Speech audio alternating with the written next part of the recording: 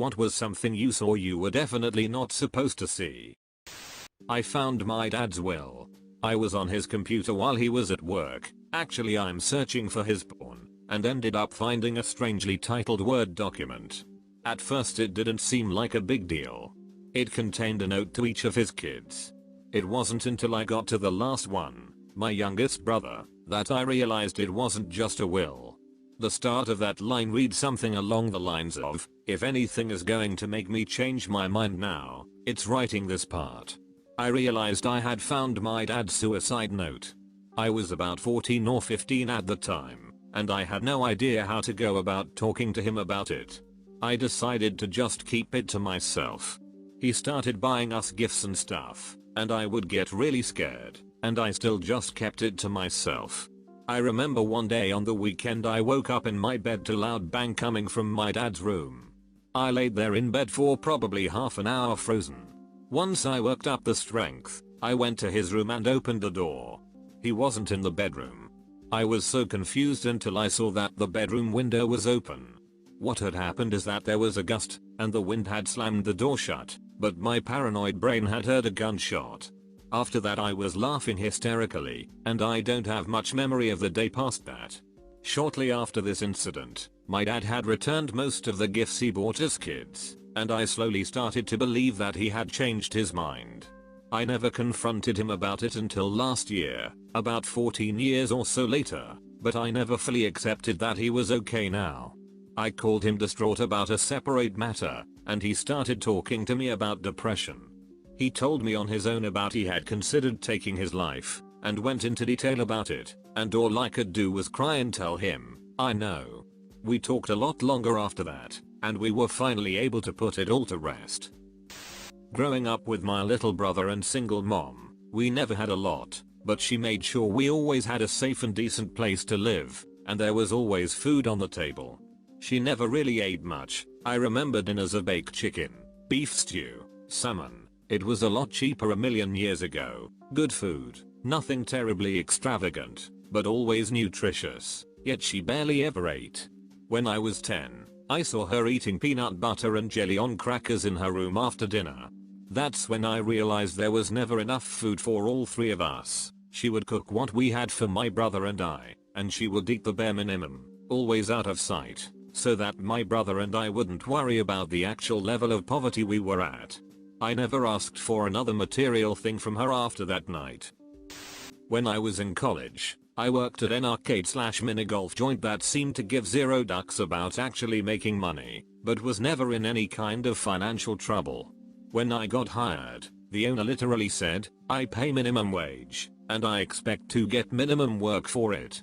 I worked the front counter, and collected money for the mini golf and sold cups of coins, or you could just use the coin changer.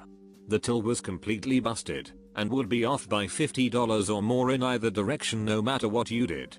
I realized very quickly that I could just pretend to ring up golf fees and cups of tokens and pocket the cash, so I'd pocket $30 to $40 every shift, and nobody seemed to give a shit. One of the assistant managers let me take a break 20 minutes after I'd just taken a break, because some of my friends had shown up and wanted to smoke a bowl with me. He was like, that is totally more important than your job. It was awesome. Then one day I walked into the owner's office while his secretary was recording figures in the ledger. I can read upside down pretty well, and it was very obvious that the figures she was recording had duck all to do with the business we were doing. We sold maybe $60 of golf fees a night, and maybe $100 in coin cups, but she was recording $600 and $1,000 for each. I commented on the discrepancy, and quipped about how someone would think we were in the laundry business, and she got really squilly and told me to leave the office. The next day the owner called me into his office, and we had a very circumspect conversation about how much I was enjoying working there and enjoying the perks of the job, and I very much got the sense that he was trying to decide if I was going to tell anyone anything. Apparently he decided I wasn't, and I wasn't, and so I kept working there. About a year later the owner was arrested for money laundering, and we all got fired. Still the best job I ever had. The mob is an A+ employer, would work in fake business again. As a middle schooler, I picked up a book at the library, flipped through the pages, and found an application for a replacement birth certificate for some old man. It had every detail about his personal identification on it, so naturally I took it home thinking, I'll just hold on to this in case I ever need to assume a fake identity by pretending to be an 80-year-old man and flee the country. My mom found it, and had to explain to me that, no, we don't steal people's identities. I was working part-time at a library for a school subject. One day, they made me enter the data for new books into the library's computer system. As I worked, I did something, don't know what, that made Windows Outlook display onto the PC screen, along with some emails by the librarians directed to my teacher and to the other librarians. The emails basically said that I was really good at my job, and very hardworking, and that the collaboration would be very beneficial both for me and them. I wasn't supposed to read those messages, but they made me feel really happy. When I was 8 or so, my old nanny/babysitter, choose which you prefer, was showing me a video of her time with her boyfriend in Paris. After it blacks out for a few seconds, it then suddenly cuts to her lying on her hotel bed completely naked, legs spread, telling her boyfriend to come get it. She jumped out of her seat, tried to cover my eyes, and told me to never tell anyone. I have now told potentially thousands of random strangers. So, I'm fresh out of school and taking a gap year before starting university.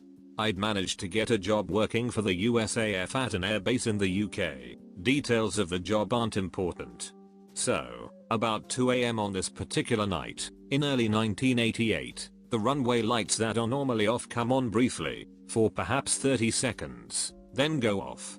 That's when I hear something clearly landing on the runway, and off to the right of the runway, one of the larger hangars opens its doors.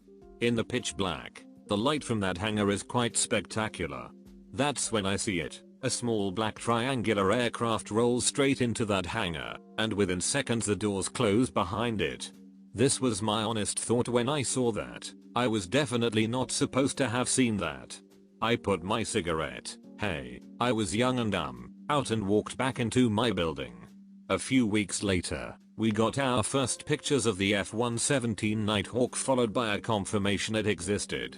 I smiled a little and thought to myself, already knew about that. When I started a new job, someone had left a bunch of HR files on the computer I was given. I opened one up, not sure what it was, and I got to see every employee's salary in the company. Even the CEO. The next day, it was gone. My boss realized his mistake and logged into my system and deleted the files. It was a memorable experience. Something similar happened twice to me. I'm not in HR, and I grabbed a binder off the shelf that appeared to be empty, that I was going to use for prepping and RFP. Printed Excel spreadsheet of every employee's salary. 5 years later, my boss sends me a budget spreadsheet for the entire team including my peers. I'm making my own adjustments for my team, and realize there are hidden columns. Unhide. And that's when I asked for a raise. When I was 14, a friend hosted a birthday party at his house with all the parents invited. Needed to use the restroom, but the main one was occupied, so my friend told me I can use the one in his mom's bedroom. As I walked up to the door I could hear somebody in there, so I decided to wait until whoever was in there was finished. A good 10 minutes later, my friend's mom, who was hosting the party, and another good friend's stepfather walk out, and see me standing there all confused. They asked what I was doing there, and I just said I was waiting to use the bathroom. Surprisingly they played it cool, and just said I can use it now and walked off. I used to work nights at a manufacturing plant.